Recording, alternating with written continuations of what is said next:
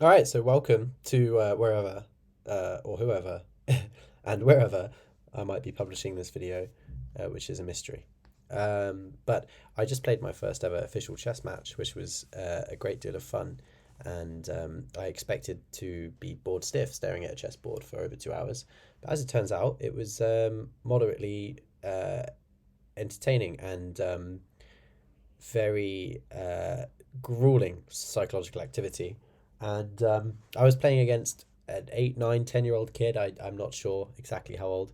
Um, and I'm certainly a very average player. But I had what I considered to be a really interesting game. And I was actually quite happy with my play throughout. Um, I will not reveal the result, I suppose, to keep some level of suspense and point to this video. So I played the opening c4. I've been kind of a fan of the English opening. It's kind of an opening in which if black doesn't play symmetrically, which they decided to in this game, you end up with quite a dynamic position and a lot of pawn pushing, which is quite fun. Because I essentially like to say, fuck my king safety. Although the king is reasonably safe, it doesn't appear so as you proceed to fling all your pawns up the board. In this game, black responded with c5, which is the symmetrical variation of the English, which is obviously incredibly solid. And I've noticed that one potential flaw of playing c4 at club level is that if people are not familiar with the English, they're very likely to respond symmetrically, as it is a very solid option and can result in a particularly boring positional game. However, in the classical setting, that's not necessarily the worst thing. It just means that white isn't necessarily playing for an advantage, as far as I'm aware. But obviously, at my level, some of this theory doesn't necessarily apply. Although, as the saying goes, you should start how you mean to go on. So I naturally developed my knight. Black plays d6 here, which struck me as suboptimal.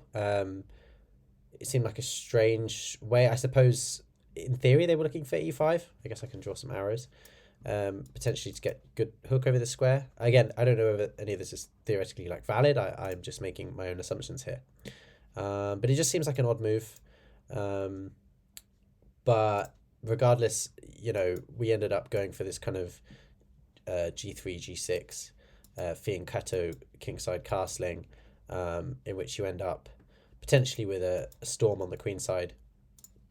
Regardless, we continued as described, natural developing moves. I went for e4 here. Apparently it's not best. The computer likes e3. I was hesitant to play e3 simply because I suppose it makes sense thinking about it retrospectively. I think it's because I didn't necessarily want to play for this d4. Although I can't really remember my thinking as to why, so let's save us all the trouble of thinking about that move. So here we are approaching the end of the development, and this was the point where I essentially had to make a decision. I didn't want to play h3 and allow this trade and potentially the knight to situate itself quite comfortably on d4 here. Obviously gaining a tempo on my queen as well. There might be some tactic there, or some solution, or potentially this isn't maybe a problem that I need to be worried about. How do I make all the arrows disappear? Do I just click a bunch of times? Okay, so when I go like this, and then it tells me, okay. Anyway, that seems inconsistent. Yeah, so I decided to play f3. And my thinking behind playing f3 was that, well, obviously black's got to move his bishop, right? This square's not available. These squares are available. He's presumably not going to develop it back to the square from whence it came. So I was expecting one of these two moves. I wasn't particularly concerned about where he might relocate his bishop to. My plan was to go for e4 anyway, because it's a natural idea in the English. It opens up this file towards the king, which I liked the idea of. And so I was thinking that if I have to spend... Go away, green lines. If I have to spend 2 moves pushing my pawn, that loss of tempo doesn't really matter, considering he spent 2 moves developing his bishop, was my thinking. So yeah, I play this move. He plays bishop back to d7. I developed my bishop to c3. It just struck me that it wasn't maybe worth going for f4 straight away. I was also still thinking perhaps that, well, it was worth developing a piece. And yeah, I think from memory that's the only reason I really played this move. It seemed kind of natural to want to have an extra lock on the center here, preparing f4 as well. I don't know what he would necessarily do to prevent that. I don't think a low-rated club player is gonna go for some fucking crazy move like that. But regardless, yeah, it just seemed natural. Moving on. So we have here b6, followed by f4, followed by e6. Now at this point, I started to get perhaps a little confident in my approach, because I started to think that just looks like a terrible move. His bishop's blocked. I just don't get it. I don't get what he's trying to do. I mean, I sort of get it. Like, he's controlling here and stopping my knight jumping, which is obviously something that concerned him. But he has massively weakened this pawn, and in turn weakened this pawn. And it just felt like a structurally, like, unsound, unnatural move. It's one of those things that when you're obviously an amateur, very amateur player like myself, you start to see these sorts of moves and think, I don't necessarily think I can prove why this is bad, but it just seems that if I carry on playing confidently and thematically, as far as I'm aware of what thematic means, a move like this shouldn't be good in the long run. And it does say white is up, has a little bit of an advantage here. And so I thought maybe for about 5, possibly 10 minutes, I can't really remember what the clock was up to, and I played this fucking shit move, queen c2, just completely missing that obviously in one move he can kick my queen. So what was best here? h3 apparently. Well, I guess that makes some sense, stopping any knight jumps. My thinking here was that I wanted to keep a nice defense of my knights going, so that if you potentially pushed, I know what I was thinking about. I was thinking that this file might open up. I was doing some analysis, which is quite dangerous when that happens to me, because I was thinking of this pawn break here, and I was thinking takes, potentially takes or something, but then potentially a rook coming here and like eyeballing both my pieces and just wanting to have an extra defender of the knight.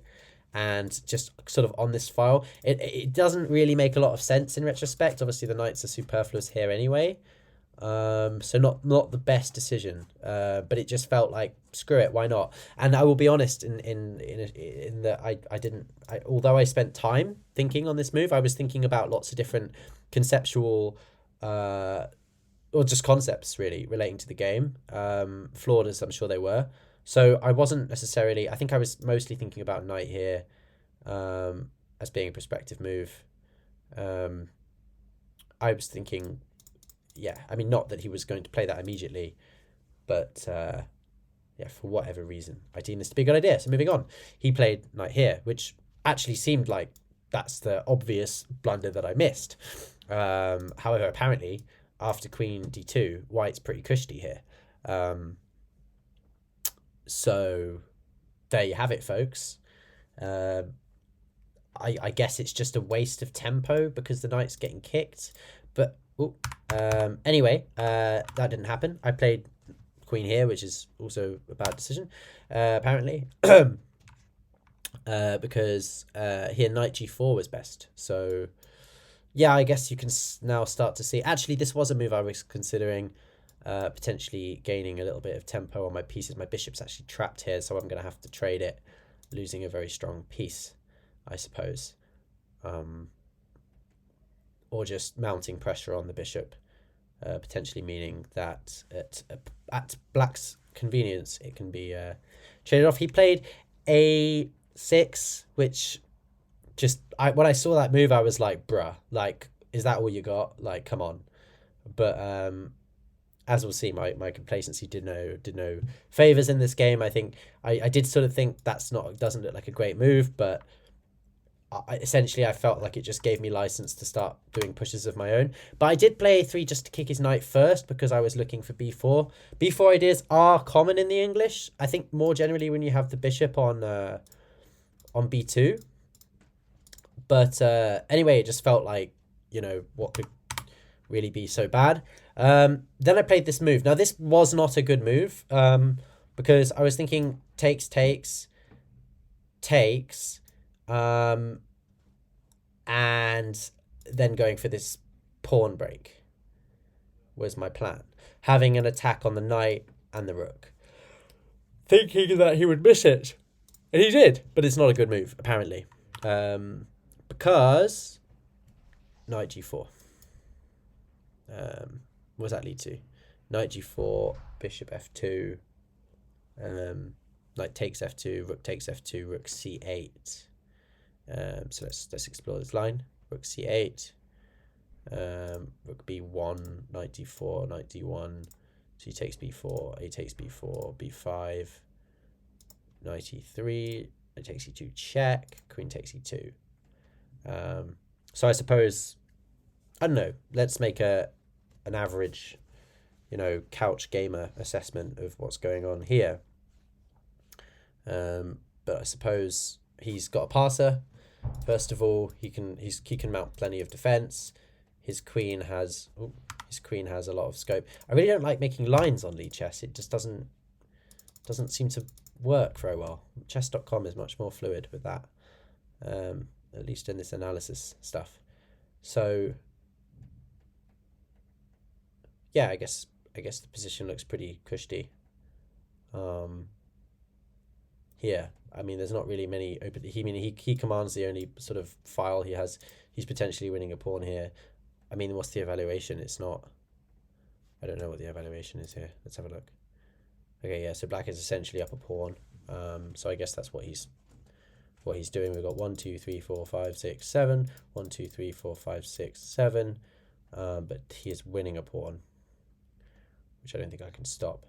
So, alas. But we had c takes b4. Takes back. Knight takes. I went for my idea, which apparently was also a blunder. Interestingly, I should have gone here. So, funny story coming up. And then he plays knight back. I took the rook, which was this idea. He was frustrated at this point audibly. He sounded like he mouthed the F word, which was hilarious. And I actually physically laughed and sort of reacted. And then I immediately sort of felt bad because I wasn't sure if he actually did say that. I mean, this is like a 9-year-old kid, keep in mind. And then at this point, I actually decided to take a break, the first break. So I went to go make a cup of tea.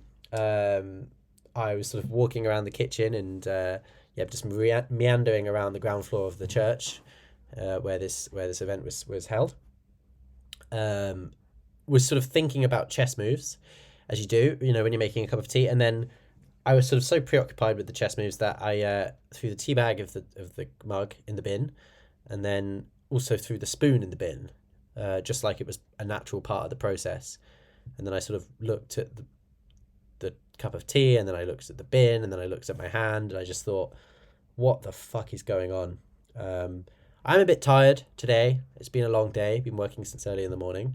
And then, you know, a 2-hour chess game after all that was, definitely intense. But regardless, I was just sort of like, okay, are you all right, Philip? Do you need, to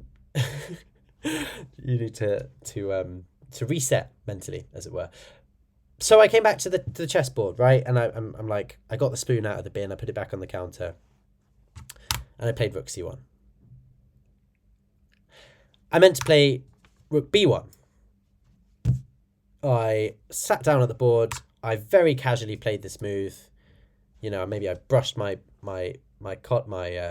sleeve. I just tapped the clock very happily, looked down at the board, realised that I'd put the rook on the wrong fucking square. Like, seriously.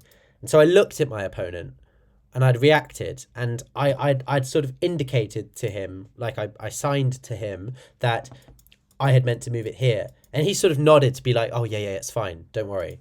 But then one of the... actually, a friend of mine, very, very nice man, who is offering to help me with some of the analysis of my games, which we'll be doing in the near future.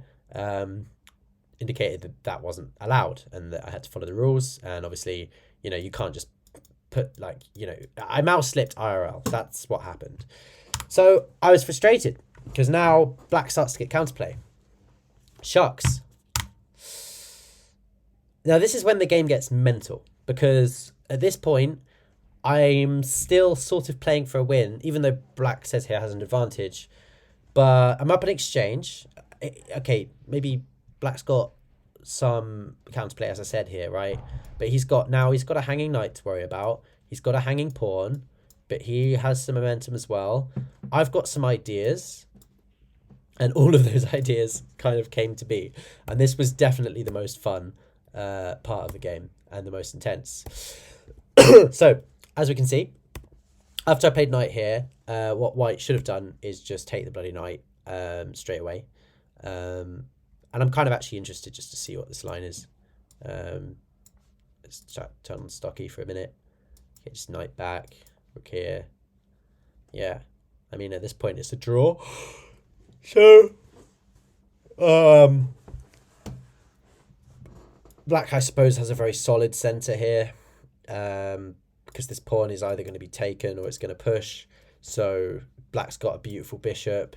For late game promotion strategies, that bishop's never really getting traded off, and has also got two knights to play with, of course, and some very cushy squares for that knight as well. Can I please make the arrows fucking go away?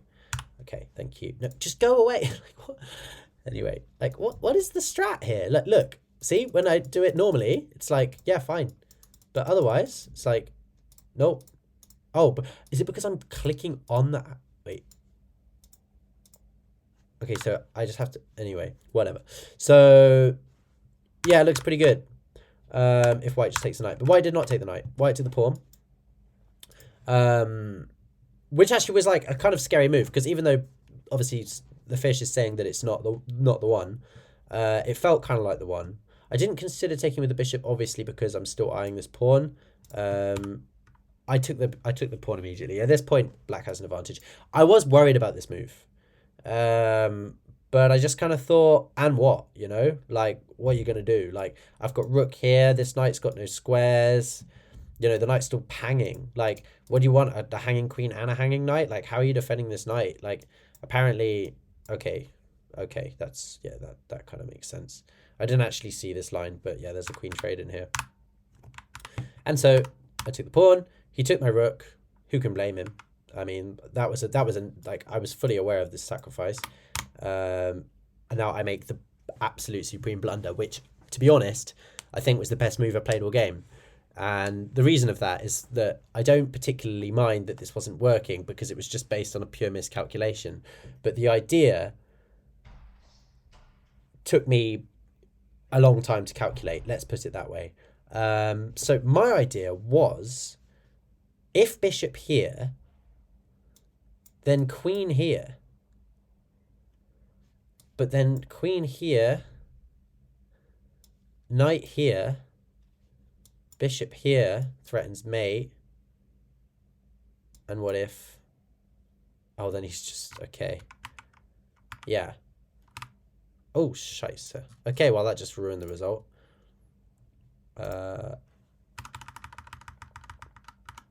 So yeah, I obviously miscalculated this line completely. But I don't particularly mind because it was such a kind of electric move. It just felt so flipping cool to play, which probably isn't the attitude that you really want in classical chess. But regardless, I don't know, it just felt rock star and I was loving it. So overall, don't care at all. Because I'm literally playing so many games with my opponent right now, okay, who is, by the way, a little kid. Because his bishop's hanging, his knight's hanging, his rook's hanging, and, like, I'm down a bunch of material, but everything's hanging. So it's just, like, fucking, like, it was just fun. It was just, like, it was just a really good time. Like, you know, there's only so much fun you can really have in at a chessboard, let alone at a classical tournament. But this is about peak fun for me. So I don't give a crap that this was a blunder, because actually, my opponent totally didn't... you know, catch it. Like, that's the thing. Like in poker, when you bluff, it's as simple as that. And that's what I did. And I didn't take the rook. for a few moves. He tries to save his knight here. I understand that obviously he's trying to get material for his pawn, but I think it was, you know, ultimately a flawed decision. And now he starts to build this kind of diagonal, which obviously did give me cause for concern. At this point, I'm starting to press for an advantage. Now, I did recapture the pawn here. Apparently, I should have just taken the rook. But this was a very scary move to play. I was thinking something along the line of this. And then being like, oh no, and then losing this. And then just like, I was just worried about like potentially even running into this. I just wasn't sure. Like, it just felt like a super uncomfortable situation in which my knight's being attacked and there's checks being threatened and there's queens staring at me. Now, of course, the fish doesn't care, and probably any player worth their salt wouldn't care, but I am not worth my salt, and for me it was scary, so I just grabbed the pawn. Did he play e5? I thought he didn't. Okay, oh yeah, he did play e5, and I thought about this move and obviously kind of thought that, okay, I'd probably have to take the rook, right? Or the other decision was to play knight here, which I was going to play anyway. But essentially, I'd felt so cheesy after kind of letting the rook hang for such a long time. Like, I was a bit like, who do I think I am? Do you know what I mean? Like, I was spotting shit like this as well. Like, obviously, oh, shit. So, yeah. I was trying to do this video without swearing. It didn't really work out so well. Like, I was thinking about all kinds of attacks. Like, I was like, what can we do here? But in the end, I just decided, well, I'll take the rook. He'll take my knight. And then we'll just go from there, basically. It just felt like the right decision to do. And I really didn't expect him to take the bishop here. I really expected him to take the knight. But I guess he didn't want to lose the pawn. If I suppose that makes sense. Anyway, he took the... I think the better move was to take the knight, if I'm right. Yeah. But here, white still has an advantage. So, anyway, he took the king. Sorry, took the bishop. And then I plant my knight on this square. Now, at this point in the game, I must say, like, move 27, I am beginning to get sort of mentally fatigued. I'm not, like, making completely objective decisions, as if I have been for the rest of the game. But I guess it gets to the point where even though, like, you know, stuff is secure, you keep thinking, like, you're paranoid that your opponent might have some kind of tactic, and in doing so, you're actually overlooking, like, very simple ideas. So let's try and find an example of what I mean. But yeah, like here, for example, I should have taken with the queen 100% and just straight up offered a queen trade, like complete chill, because, you know, my rook's gonna pick up this pawn. He's got a knight, I suppose, but ultimately, what am I worried about? Because, you know, I've got checks. His king's going to hide in a corner. I'm going to start pushing this pawn. This knight's going to be out here trying to fucking... You know, I get these arrows hardly represent, like, the intricacies of chess analysis, but this knight's going to have to deal with my pawn. My pawn's going to push up the board. My king's going to activate and potentially start winning his pawns. And it just felt like a groovy situation. It just felt groovy. So I should have taken with the queen, but no, I took with the pawn. Why? God only knows. Queen c8, which felt like a bit of a beta move, to be honest. Just grabbed the pawn. I was thinking for quite a while about grabbing with the queen. But it just sort of felt like it didn't really carry any threat, so I didn't see a reason to undefend the pawn unless I sort of had to. I think because I saw this move, you know, with this kind of double attack, and maybe that kind of intimidated me for some ungodly reason when that probably was just losing on the spot. I'm not even sure, to be honest. But yeah, as I said, at this point, losing my faculties. Now, I thought this was a blunder when I played this. I was like, why the hell did I play Queen F1? Because I've obviously just blundered this pawn, which is my only hope of winning the game. But apparently it is the move. So I'm just kind of... No, sorry, King here's the move. So what's this? This is a draw. Yeah, so it was a blunder. I was right, yeah. So fuck only knows why I played it. And I was literally thinking about going to H3. Why didn't I trust myself? This is my first time analysing the game, can you tell? I mean, I did actually run it quickly through Lee Chess, but only very, very briefly. Yeah, this would have been an excellent move. And I did see some of these ideas as well. Like, anyway, you live and you learn. So I played queen f1. He won the pawn. I played rook back. He pushes. I play my rook here basically because I'm looking for this check to try and trade the queens. Thinking also it's not a bad idea to have a rook on this file, potentially pinning the knight, potentially getting behind the pawns and stuff like that. At this point, I'm getting low on time. And so I trade queens here. Now, this is the point at which I have basically 2 minutes on the clock with 10-second increment. My opponent has, I can't remember exactly, but I think it was over 15 minutes. So I had spent a lot longer. I'd also been out for a cigarette. I'd also, made a cup of tea. Like, it really is all just an absolute like fiesta at a chess club. The parties are just outrageous, even in the middle of the games.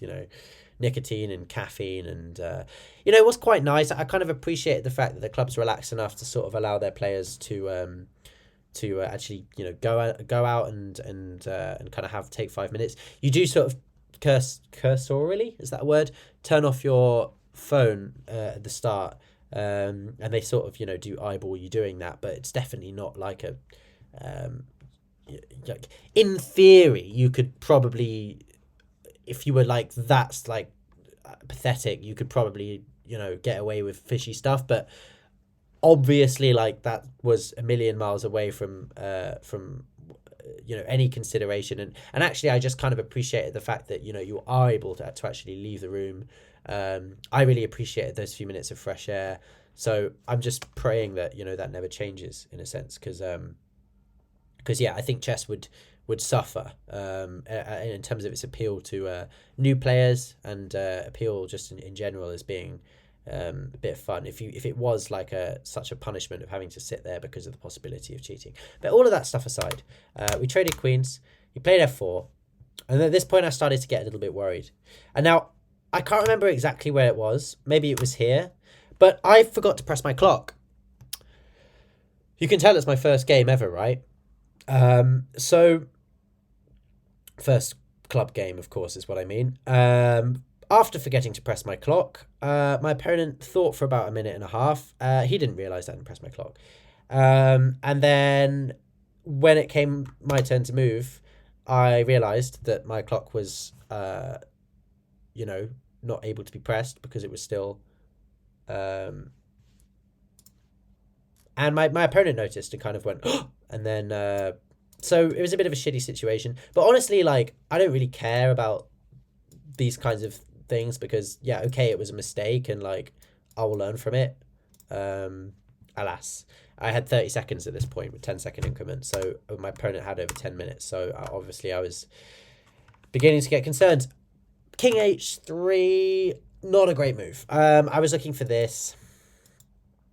I don't really know at this point. I started to make moves just thinking I could, like, my king could just start fucking, Keanu Reeves style, just, like, weaving in and out of the enemies and just shooting everyone in the head. But alas, not to be. Rook out to the sidelines so I can start getting them checks. Start realising I should probably get my king in front of that pawn pronto. Don't want any of that h5 nonsense, so let's just slam that pawn up there to stop it coming forwards.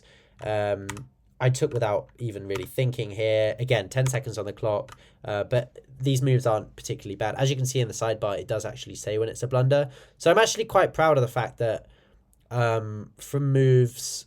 When was my last blunder? This, move 25. Yeah, so from move 26 to move 54, I didn't make a single blunder apart from one. So, like, I don't think that's that bad, considering, like, that I had such low time and I was just trying to maintain a draw, like, this entire, pin the knight. And then I start thinking, fuck it, let's go for a win. It's a little kid. Check, check, check, check. Start coming in. Maybe I can start winning some pawns. King comes in. Fatal error. And at this point, I resigned. So game over. Obviously, I gave this kid a big smile and I told him congratulations and I thanked him for such a good game. he didn't seem too responsive, but of course I didn't expect him to be. I just don't ever want to be one of those kinds of players that just kind of, shakes hands with completely expressionless and just walks out of the room. I just wanted him to know that, like, he had every right to feel proud of his win. And, I could tell that that he was getting frustrated at certain points throughout the game, as was I. But I'm more frustrated in a kind of perhaps a more self-directed kind of way. At least I'm sort of more like, oh, for goodness sakes kind of thing, whereas this kid was more frustrated sort of situationally or generally rather than at the self. And what I mean by that is I think he's kind of going, oh, God's sake, like when his rook was for example, like when I had this diagonal and I was going to win his rook and I didn't take it for a few moves, and then I finally did take it, he was like, oh, like obviously, like almost to suggest in some ways that I didn't realize the rook was hanging that entire time. Of course I had, but I could just tell that, he was frustrated, and that's fine. I get it. Like, God, if I can only remember myself, not at such a young age, but starting to play video games and I just wanted him to basically go home feeling like he had made some kind of accomplishment, even though beating me, that's pretty questionable whether that's really an accomplishment. Rook here was obviously a terrible move. At this point, I was flustered. I had no time, and as soon as I played it, I thought, fuck. That's not a good move, and I shook his hand, and that was it. I resigned. I lost my first ever official chess game, which I think is the best possible outcome in many ways, because I've got a lot of mistakes to assess here, and a lot of those mistakes are very easily fixable, which is the good news. The first mistake, well, Queen c2, I wouldn't really class as a blunder, because okay, it wasn't a great move, but it was fine. It didn't result in me getting absolutely destroyed, given the relative talent of my opponent. B4 was a blunder, but I mean, I don't really consider it to be one. The fish obviously thinks it is, but I thought it was a cool tactic, so fuck the police, like, basically. But then, yeah, like, obviously, when I played... am I on a sideline here? Yeah.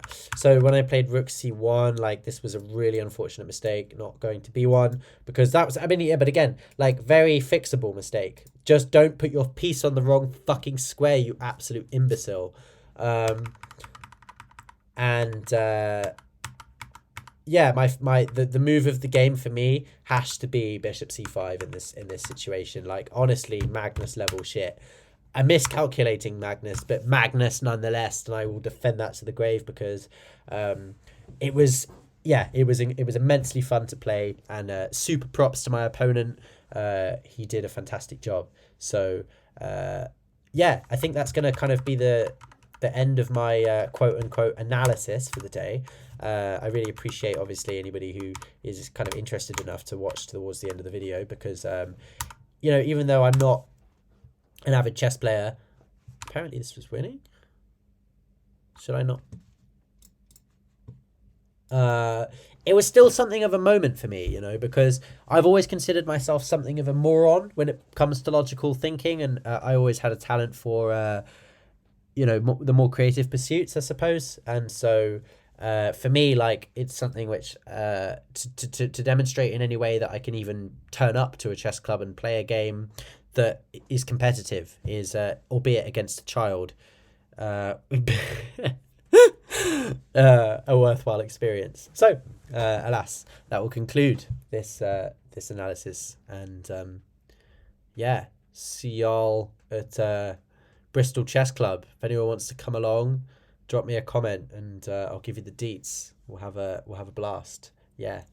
And also, if anyone is in Bristol is watching this, we also have a Wednesday pub session, which I occasionally go to, which is great fun. It's some of the people from the club, but also just random people around Bristol, part of the university, part of, all kinds of people.